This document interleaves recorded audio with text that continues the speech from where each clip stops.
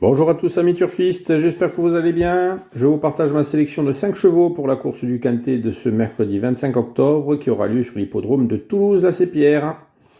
Mais avant de commencer, n'oubliez pas de vous abonner les amis et de partager au plus cette vidéo. Donc un quintet qui sera en réunion 1 à Toulouse, la course numéro 1 sur les 2950 mètres. Ce sera une course européenne réservée aux chevaux âgés de 6 à 10 ans, n'ayant pas gagné 300 000 euros, avec un recul de 25 mètres à 140 000 euros. Ils seront 15 partants à s'affronter dans ce Grand Prix d'Inavena, dont 8 à partir du premier échelon et 7 à devoir rendre la distance de 25 mètres. Le départ aura lieu à 13h50. Une course pas si facile à déchiffrer avec des candidats qui sont en cours de préparation, qui sont annoncés n'étant pas encore à 100%. Et bon, j'ai quand même choisi principalement des chevaux du premier échelon de départ. Ma base dans ce quintet plus sera le numéro 8, Imberland. Le protégé d'Aurélie Germain réalise une superbe année 2023 avec 11 podiums en 15 tentatives, dont 4 victoires. De plus, il sera associé à Alexis Colette, avec qui l'entente est presque parfaite, puisqu'en 8 courses, il totalise 7 podiums, dont 2 victoires. Il sera présenté dans une configuration de ferrure qui lui convient parfaitement et retrouve un parcours corde à droite. C'est là où il est le plus à l'aise. C'est pour moi une base très solide, lui qui est le plus riche du premier échelon de départ et devrait très bien faire dans cet engagement qui est favorable pour lui. À la deuxième place, j'ai retenu le numéro 4, Staro Morito. Le pensionnaire de Philippe Daugeard vient de prouver sa belle forme avec sa facile victoire sur l'hippodrome d'Agen le mois dernier. Il sera à nouveau pieds nus et associé à Franck Nivard. Il devrait batailler pour les premières places sur ce tracé corde à droite qu'il affectionne. Et en partant au premier échelon, ce trotteur régulier devrait en profiter pour faire une très belle course, même si le lot est quand même meilleur aujourd'hui.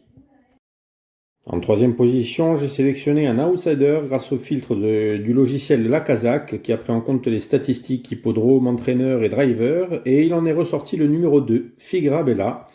La jument de Christophe Fett, elle compte 2 parcours de remise en jambe après 6 mois de repos.